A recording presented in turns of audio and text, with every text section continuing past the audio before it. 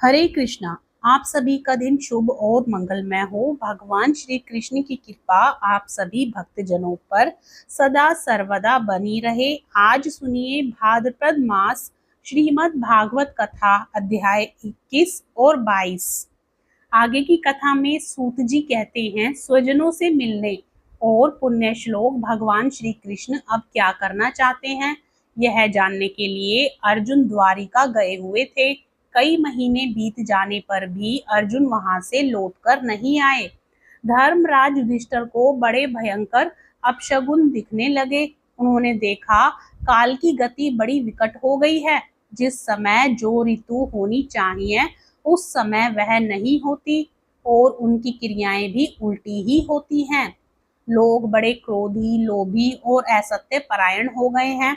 अपने जीवन निर्वाह के लिए लोग पापपूर्ण व्यापार करने लगे हैं।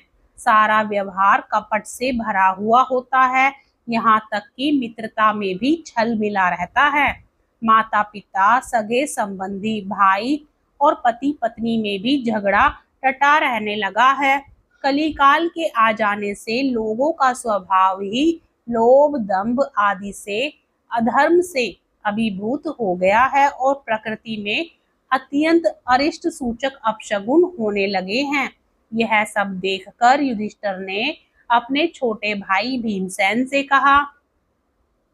युधिष्ठिर ने कहा, भीमसेन, अर्जुन को हमने द्वारिका इसलिए भेजा था कि वह वहां जाकर पुण्य श्लोक भगवान श्री कृष्ण क्या कर रहे हैं इसका पता लगा आए और संबंधियों से मिल भी आए।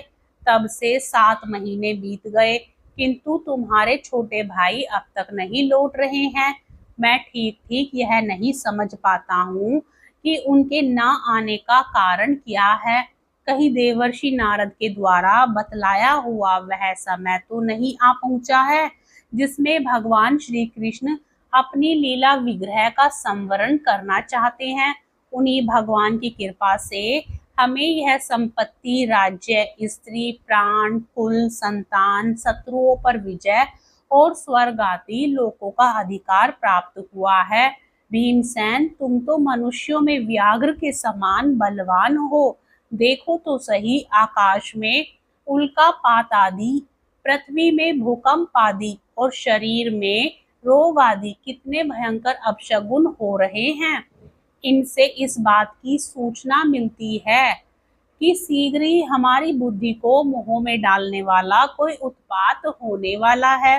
प्यारे भीमसेन, मेरी बाईं जांग, आंख और भुजा बार बार फड़क रही है। हृदय जोर से धड़क रहा है। अवश्य ही बहुत जल्दी कोई अनिष्ट होने वाला है। देखो, यह सियारिन उदय होते हुए सूर्य की ओर मुंह करके रो रही है। अरे, उसके मुंह से तो आग भी निकल रही है। यह कुत्ता बिल्कुल निर्भय सा होकर मेरी ओर देखकर चिल्ला रहा है। भीमसेन, गो आदि अच्छे पशु मुझे अपने बाएं करके जाते हैं और गधे आदि बुरे पशु मुझे अपने दाहिने कर देते हैं। मेरे घोड़े आदि वाहन मुझे रोते हुए दिखाई देते हैं। यह मृत्यु का दूत पेड़ुखी, उल्लू और उसकी प्रतीक पक्षी कौवा रात को अपने कर्ण कठोर शब्दों से मेरे मन को कपाते हुए विश्व को सूना कर देना चाहते हैं। दिशाएं धुंधली हो गई हैं। सूर्य और चंद्रमा के चारों ओर बार बार मंडल बैठते हैं। यह पृथ्वी पहाड़ों के साथ कांप उठती है। बादल बड़े जोर जोर से गरजते हैं और जहां तहां बिजली भी गिरती ही रहती है। शरीर को छेदने वाली एवं धूली वर्षा से अंधकार फैलाने वाली आंधी चलने लगी है। बादल बड़ा डरावना दृश्य उपस्थित करके सब ओर खून बरसाते हैं। देखो, सूर्य की प्रभा मंद पड़ गई है। आकाश में ग्रह परस्पर टकराया करते हैं। भूतों की घनी भीड़ में पृथ्वी और अंतरिक्ष में आग सी लगी हुई है। नदी, नद, तालाब और लोगों के मन शुद्ध हो रहे हैं। घिसे आग नहीं जलती। यह भयंकर काल ना जाने क्या करेगा। बछड़े दूध नहीं पीते, गौएं दूध दोहने नहीं देती। गौशाला में गौएं आंसू बहा बहा कर रो रही हैं। बैल भी उदास हो रहे हैं। देवताओं की मूर्तियां रो रही हैं, उनमें से पसीना चूने लगता है और वे हिलती डोलती भी हैं। भाई, ये देश, गांव, शहर, बगीचे, खाने और आश्रम श्रीहीन और आनंद रहित हो गए हैं। पता नहीं ये हमारे किस दुख की सूचना दे रहे हैं। इन बड़े बड़े उत्पातों को देखकर मैं तो ऐसा समझता हूँ कि निश्चय ही यह भाग्यहीना भूमि भगवान के उन चरण कमलों से, जिनका सौंदर्य तथा जिनके ध्वजा वज्र अंकुशादि विलक्षण चिन्ह और किसी में भी कहीं भी नहीं है, रहित हो गई है। सोनक जी, राजा युधिष्ठिर इन भयंकर उत्पातों को देखकर मन ही मन चिंतित हो रहे थे कि द्वारिका से लौटकर अर्जुन आए। युधिष्ठिर ने देखा अर्जुन इतने आतुर हो रहे हैं जितने पहले कभी नहीं दिखे गए हैं। मुंह लटका हुआ है, कमल सरीखे नेत्रों से आंसू बह रहे हैं और शरीर में बिल्कुल कांति नहीं है। उनको इस रूप में अपने चरणों में पड़ा देखकर युधिष्ठिर घबरा गए। देवर्षि नारद की बातें याद करके उन्होंने सुहृदयों के सामने ही अर्जुन से पूछा।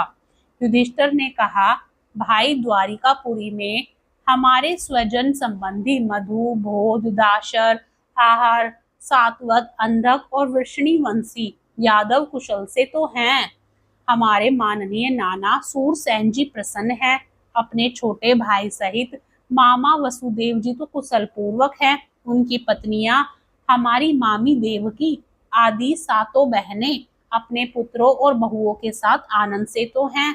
जिनका पुत्र कंस बड़ा ही दुष्ट था, वे राजा उग्रसेन अपने छोटे भाई देव के साथ जीवित तो हैं।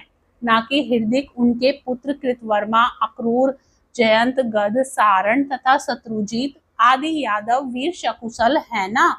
यादवों के प्रभु बलराम जी तो आनंद से हैं। वृष्णि वंश के सर्वश्रेष्ठ महारथी प्रद्युम्न सुख से तो हैं।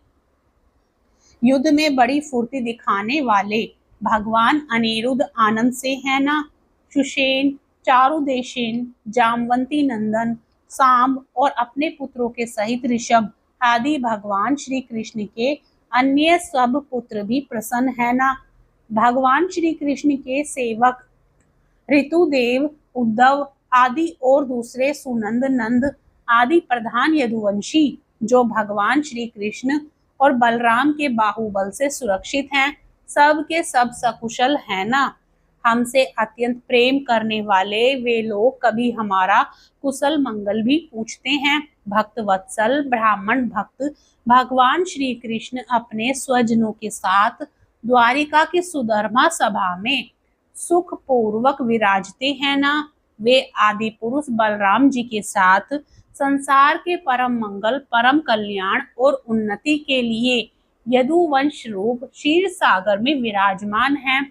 उन्हीं के बाहुबल से सुरक्षित द्वारिकापुरी में यदुवंशी लोग सारे संसार के द्वारा सम्मानित होकर बड़े आनंद से विष्णु भगवान के पार्षदों के समान विहार कर रहे हैं। सत्यभामा आदि 16,000 रानियां प्रधान रूप से उनके चरण कमलों की सेवा में ही रत रहकर उनके द्वारा युद्ध में इंद्रादि देवताओं को भी हराकर इंद्राणी के भोग योग्य तथा उन्हीं की अभिष्ट परिजात आदि वस्तुओं का उपभोग करती हैं। यदुवंशी वीर श्री कृष्ण के बाहुदंड के प्रभाव से सुरक्षित रहकर निर्भय रहते हैं और बलपूर्वक लाई हुई बड़े बड़े देवताओं के बैठने योग्य सुधर्मा सभा को अपने चरणों से आक्रांत करते हैं। भाई अर्जुन, यह भी बताओ कि तुम स्वयं तो कुशल से हो ना। मुझे तुम श्रीहीन से देख रहे हो, वहां बहुत दिनों तक रहे, कहीं तुम्हारे सम्मान में तो किसी प्रकार की कमी नहीं हुई? किसी ने तुम्हारा अपमान तो नहीं कर दिया? कहीं किसी ने दुर्भावपूर्ण अमंगल शब्द आदि के द्वारा तुम्हारा चित्त तो नहीं दुखाया? अथवा किसी आशा से तुम्हारे पास आए हुए याचकों को उनकी मांगी हुई वस्तु अथवा अपनी ओर से कुछ देने की प्रतिज्ञा करके भी तुम नहीं दे सके? तुम सदा शरणागतों की रक्षा करते आए हो।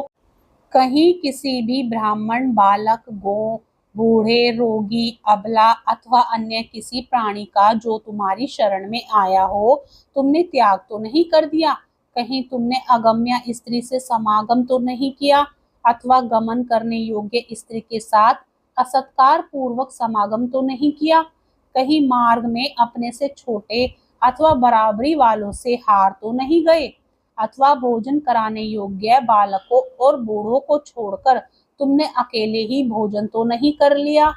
मेरा विश्वास है कि तुमने ऐसा कोई निंदित काम तो नहीं किया होगा जो तुम्हारे योग्य ना ना हो। अपने परम प्रियतम अभिन्न हृदय परम सुहृदय भगवान श्री कृष्ण से तुम रहित हो गए हो, किसी से अपने को शून्य मान रहे हो।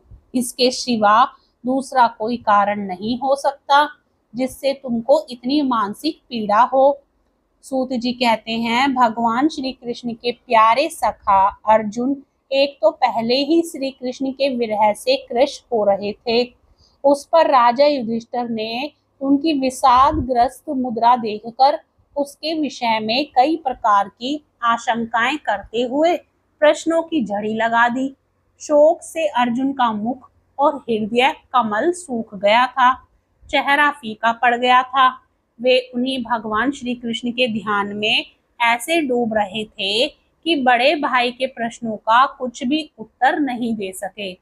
श्री कृष्ण की आंखों से ओझल हो जाने के कारण वे बड़ी हुई प्रेम जनित उत्कंठा के परवश हो रहे थे। रथ हाँकने टहलने आदि के समय भगवान ने उनके साथ जो मित्रता, अभिन्न हृदयता और प्रेम से भरे हुए व्यवहार किए थे, उनकी याद पर याद आ रही थी। बड़े कष्ट से उन्होंने अपने शोक का वेग रोका, हाथ से नेत्रों के आंसू पोंछे और फिर रूंधे हुए गले से अपने बड़े भाई महाराज युधिष्ठिर से कहा, हरे कृष्णा। आज की कथा में बस इतना ही। आगे की कथा का रसपान हम अगले अध्याय में करेंगे। कथा पसंद आए तो वीडियो को लाइक जरूर करें और चैनल पर नए हो तो चैनल को सब्सक्राइब भी जरूर करें।